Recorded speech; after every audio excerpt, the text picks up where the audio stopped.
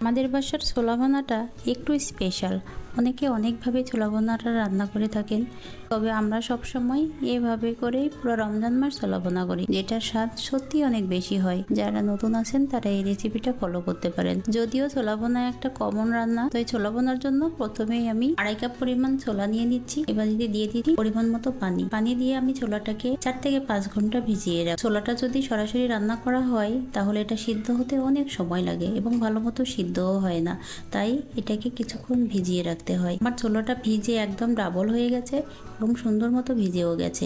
এবার এই ছোলাটাকে ভালো মতো ধুয়ে একটা প্রেসার কুকারে দিয়ে দিচ্ছি পরিমাণ মতো পানি ও একটা আলু দিয়ে এটাকে সিদ্ধ করে নেব। এটা প্রেসার কুকারে সিদ্ধ করতে খুব বেশি সময় লাগে না, 3 থেকে 4টে সিটি উঠলেই সিদ্ধ হয়ে যায়। তো হয়ে গেল আমার ছোলা সিদ্ধ করা। এবার সিদ্ধ করা আলুটাকে আমি পেস্ট করে নিলাম ও 1 চামচ পরিমাণ আদা রসুন বাটা। আদা রসুনটাকে আমি একসঙ্গেই বেটে রাখি। ছোলা ভুনাতে সিদ্ধ করা এই আলুটা দিলে এর স্বাদটা অন্যরকম আসে। এবার চুলায় একটি প্যান বসিয়ে দিয়ে এতে দিয়ে দিলাম সরিষার তেল। তেলটা গরম হয়ে গেলে এতে দিয়ে দিচ্ছি 2 কাপ পরিমাণ পেঁয়াজ কুচি। পেঁয়াজ কুচিটাকে ভালো মতো নাড়াচাড়া করে নিচ্ছি।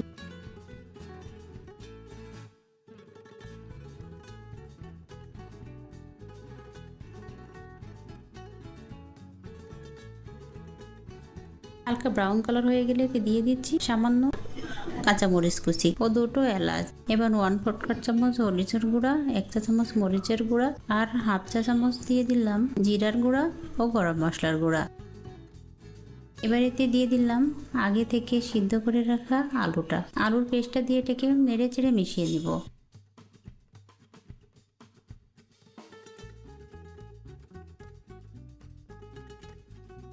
এবার এতে দিয়ে দিচ্ছি আদা রসুন বাটা। আদা রসুনটা আমি একসঙ্গেই বেটে রাখি।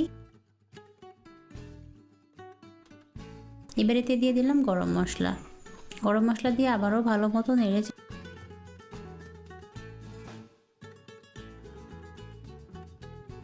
এবার এটাকে আমি বেশ কিছুক্ষণ ধরে কষিয়ে নিচ্ছি। এবার এতে দিয়ে দিলাম রেডিমেড মুরগির মাংসের মশলা। এই মুরগির মাংসের মশলাটা দিলে এই ছোলা থেকে সুন্দর একটা ফ্লেভার আসে। এবার সবগুলো উপকরণ ভালো করে নাড়াচাড়া করে এতে দিয়ে দিচ্ছি সামান্য পরিমাণ পানি দিয়ে ভালো মতো এটাকে কষিয়ে নেব। দিয়ে দিলাম স্বাদ মতো লবণ দিয়ে আবারও এটাকে ভালো মতো নাড়াচাড়া করে নেব।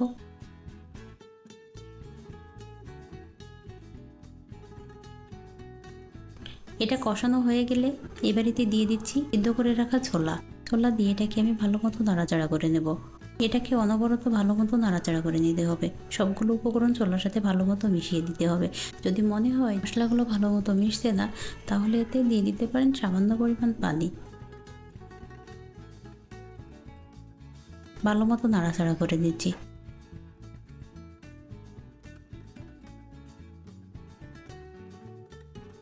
অনেকে এতে টমেটো দিয়ে থাকেন, তো আমরা সাধারণত এভাবেই বানিয়ে থাকি।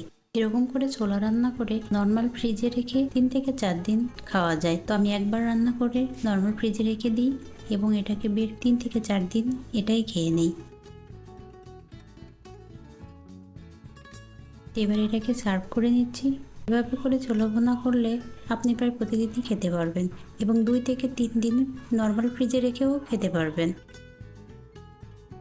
সহজ পদ্ধতিতে একটা রেগুলার রেসিপি শেয়ার করেছি, তো আশা করি আপনাদের ভালো লেগেছে। সবাইকে ধন্যবাদ জানিয়ে এখানেই বিদায় নিচ্ছি। আল্লাহ হাফেজ।